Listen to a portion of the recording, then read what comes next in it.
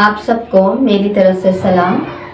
خدا کے کلام کی باتیں نصرت جون کے ساتھ۔ اگر آپ ہمارے چینل پر نئے ہیں تو اس کو ضرور سبسکرائب کیجیے اور خدا کے کلام کی باتوں کو زیادہ سے زیادہ شیئر کیجیے تاکہ خدا کے کلام کی باتیں زیادہ بہن بھائیوں تک جا سکیں۔ میں اپنے ان تمام بہن بھائیوں کو، بزرگوں کو، بیٹوں کو، بیٹیوں کو جو اس وقت یوٹیوب یا فیس بک کے ذریعے میرا پروگرام دیکھ رہے ہیں، اپنے پروگرام میں ویلکم کہتی ہوں۔ تو آئیے کلام مقدس میں سے دیکھتے ہیں کہ آج ہمارے لیے کیا خاص بات ہے۔ انجیل مقدس بمطابق مقدس لوکا 9 باب 5 سے 6 آیات تک۔ اور جس کسی گھر میں داخل ہو پہلے کہو اس گھر کو سلام۔ اگر سلام کا فرزند وہاں ہو تو تمہارا سلام ان پر ٹھہرے گا ورنہ تم پر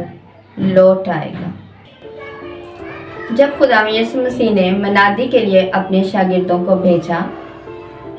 تو اپنے شاگردوں کو یہ بات سکھائی کہ سب سے پہلے جب کسی گھر میں داخل ہو تو اس گھر کی سلامتی چاہو، اور اگر کوئی وہاں پر سلامتی کا فرزند ہوگا تو ان پر سلامتی ہوگی ورنہ وہ سلام تم پر لوٹ آئے گا۔ یعنی اس سلام کی کتنی زیادہ اہمیت ہے۔ جب ہم کسی گھرانے میں جا کر اس کو سلام پیش کرتے ہیں، جب ہم خدا کا کلام ان کے پاس لے کر جاتے ہیں اور سلام پیش کرتے ہیں، ان کے اس گھر کی سلامتی چاہتے ہیں خدا کے فضل سے، اور اگر وہ خدا کے کلام کو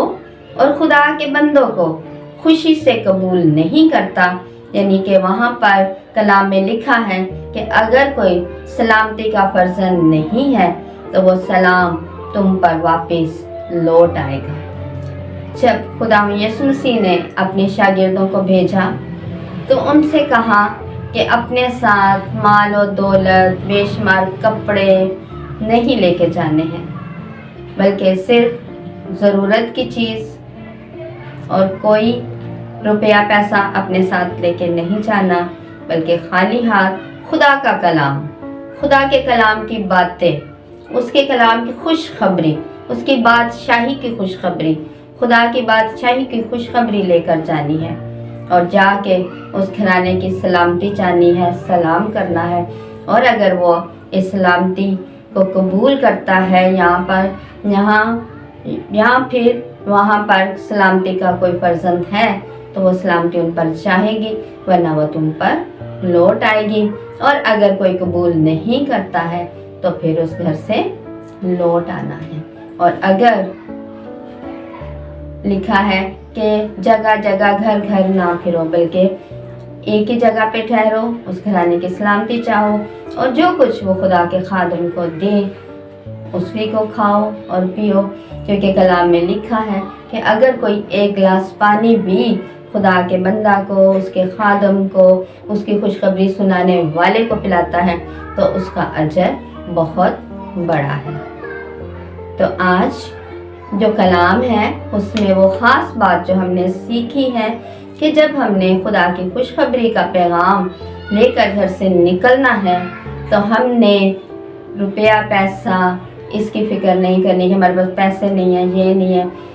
بلکہ خدا کا کلام لے کر ہم نکلیں گے اور اس گھر کی ہم سلامتی چاہیں گے، اور وہ اس گھرانے کے لیے وہ سلامتی باعث برکت ہونی چاہیے اور باعث برکت ہوگی۔ یعنی کہ سلام کی اتنی اہمیت ہے، جس کا مطلب ہے کہ خدا کی سلامتی ان کے ساتھ ہو۔ تو خداوند ہمیں بھی ایسا ایمان اور مضبوطی بخشے کہ ہم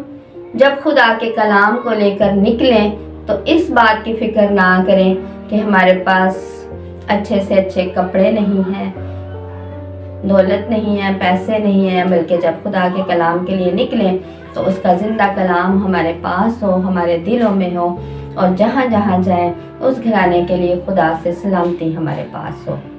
تو خداوند ہمیں اس طریقے سے جس طریقے سے خداوند چاہتا ہے کہ ہم خوشخبری کی منادی کریں، خدا کی بادشاہی کی منادی کریں، ایسا کرنے کا ہمیں طریقہ اور فضل عطا فرمائے۔ مسیح ہمارے خداوند کے وسیلہ سے آمین۔ God bless you. خداوند میں ہمیشہ خوش رہیں۔